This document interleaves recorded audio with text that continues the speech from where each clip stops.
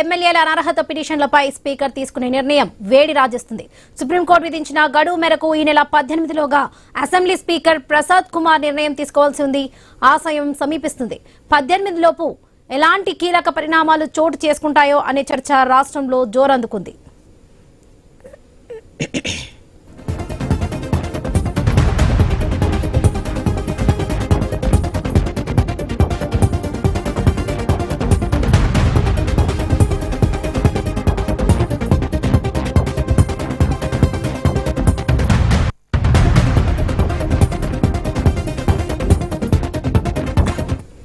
తెలంగాణలో మొత్తం 10 మంది ఎమ్మెల్యేలు అనర్హత అభియోగాలు ఎదుర్కొంటున్నారు. స్పీకర్ వేగంగా నిర్ణయం తీసుకోకపోవడంతో హైకోర్టు నుంచి సుప్రీంకోర్టు వరకు పిటిషన్లు పడ్డాయి. అనర్హత పిటిషన్లపై నిర్ణయం తీసుకోవాలని గతంలోనే సుప్రీంకోర్టు గడువు విధించింది. ఆ గడువులోగా నిర్ణయం ప్రకటించకపోవడంతో కోర్టు ధిక్కరణ పిటిషన్ పడింది. దానిపై విచారణ జరుగుతున్న సమయంలో కీలక వ్యాఖ్యలు చేసింది సుప్రీంకోర్టు. కోర్టు ధిక్కరణ చర్యల నుంచి స్పీకర్ కు మినహాయింపు లేదని తెలిపింది ధర్మాసనం. నెల రోజుల్లో నిర్ణయం తీసుకోవాలని తెలిపింది. అలా సుప్రీంకోర్టు విధించిన గడువు ఈ నెల 18 వరకే ఉంది.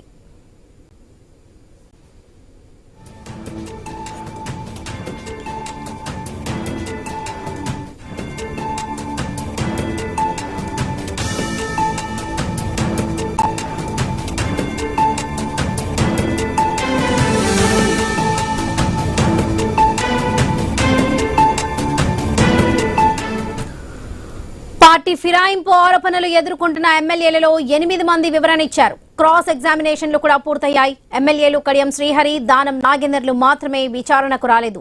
గడువు కోరారు. కడియం శ్రీహరి సమయం కావాలని అడగడంతో అది పెండింగ్ లో ఉంది. స్పీకర్ ఎలాంటి నిర్ణయం తీసుకున్నా స్వీకరిస్తానని చెబుతున్నారు దానం నాగేందర్. ఉప ఎన్నికలకు భయపడేదే లేదని దానం చెప్పడంతో స్పీకర్ తీసుకునే నిర్ణయం ఉత్కంఠ రేకెత్తిస్తుంది.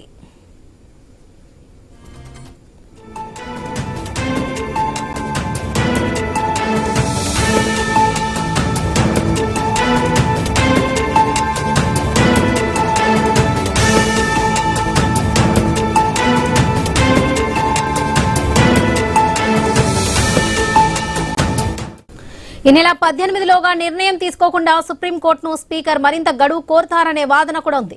కడియం శ్రీహరి సమయం అడిగిన అంశాన్ని ప్రస్తావిస్తారనే వాదన కూడా ఉంది. అదే జరిగితే స్పీకర్ విన్నపాన్ని ధర్మాసనం మన్నిస్తుందా? విచారణ పూర్తయిన ఎమ్మెల్యే సంగతి ఏంటి అని ప్రశ్నిస్తే ఏం చెప్తారు? దానం నాగేందర్ గురించి అడిగితే స్పీకర్ ఇచ్చే సమాధానం ఏంటి? ఈ ప్రశ్నలన్నీ కూడా రాజకీయ వర్గాల్లో ఉత్కంఠంగా మారాయి.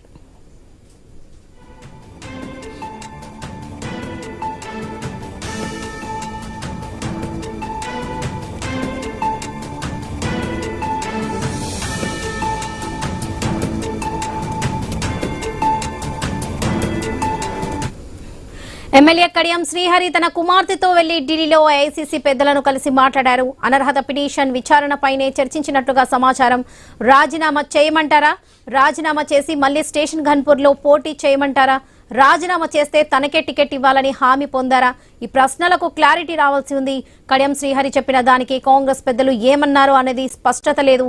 ఈ నెల 18 వరకు గడువు ఉండడంతో ఆ లోపే ఏదో ఒకటి చెప్పాలని కాంగ్రెస్ పెద్దలను కడియం అడిగినట్లుగా తెలుస్తుంది.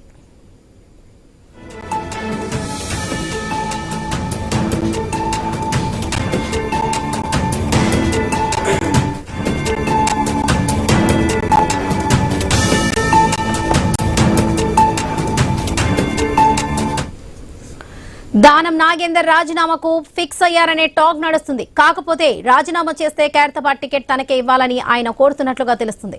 కాంగ్రెస్ పెద్దలు ఓకే అన్నారా లేదా అనేది తెలియాలి. గతంలో ఇదే విధంగా ఆసిఫ్ నగర్ లో ఉప ఎన్నిక ఎదుర్కొన్న దానం నాగేందర్ ఓడిపోయారు. కాంగ్రెస్ పార్టీ అధికారంలో ఉన్నప్పటికీ ఇటీవల జరిగిన జుబ్లీహిల్స్ ఉప ఎన్నికకు ఖైరతాబాద్ లో దానం రాజీనామా ద్వారా వచ్చే బై ఎలక్షన్స్ కు పొంతన ఉండదనే లెక్కలున్నాయి. అంతేకాదు ఖైరతాబాద్ ఎన్నికల్లో తిరిగి ఎమ్మెల్యేగా గెలిస్తే మంత్రి పదవి ఇవ్వాలని షరతు పెట్టినట్లుగా తెలుస్తుంది. మొత్తానికి దానం కడియం కదలికల మధ్య డిసెంబర్ 18 లోపు ఏం జరుగుతుందనే చర్చ హీట్ రాజేస్తుంది. అందరి దృష్టి స్పీకర్ ఆఫీస్ పై ఉంది.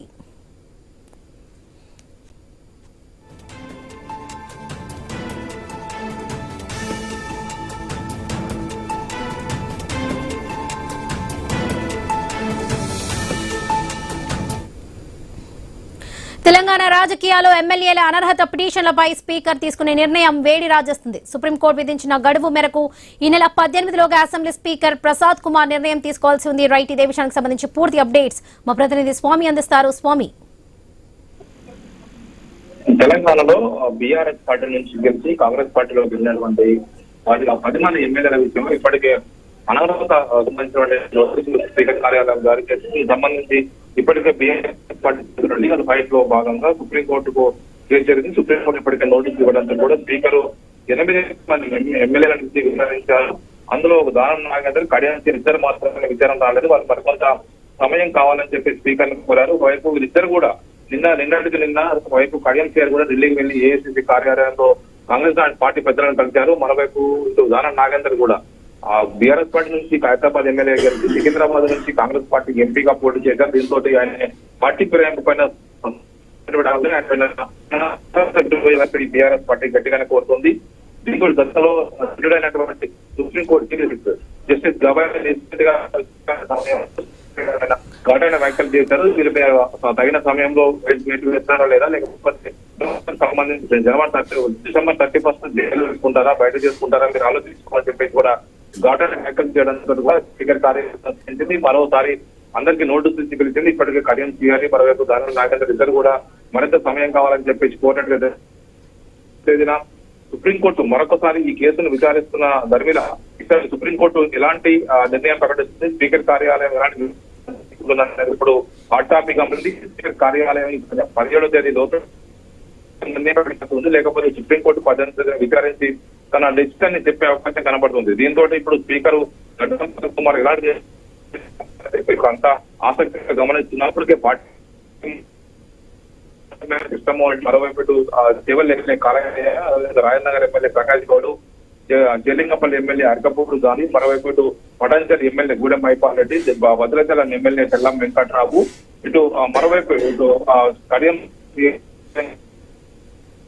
మరోవైపు పోచారం శ్రీనివాస్ రెడ్డి, అందరూ దానం నాగేందర్ తప్ప మిగతా వాళ్ళందరూ కూడా వారి వివరాలు ఇచ్చారు. ఇది ఇద్దరు వివరాలు ఇవ్వాల్సి ఉంది. ఈ నేపథ్యంలో ఇప్పుడు సుప్రీంకోర్టు ఈ కేసును విచారించి ఎలాంటి డిసిషన్ తిరిగిస్తుందని చెప్పేసి అందరూ ఆసక్తి చూస్తున్నారు. ఇందులో స్పీకర్ కార్యాలయం స్పందిస్తుందా లేదా అనేది కూడా చూస్తూ ఉన్నారు. రైట్ స్వామి, థ్యాంక్ యూ.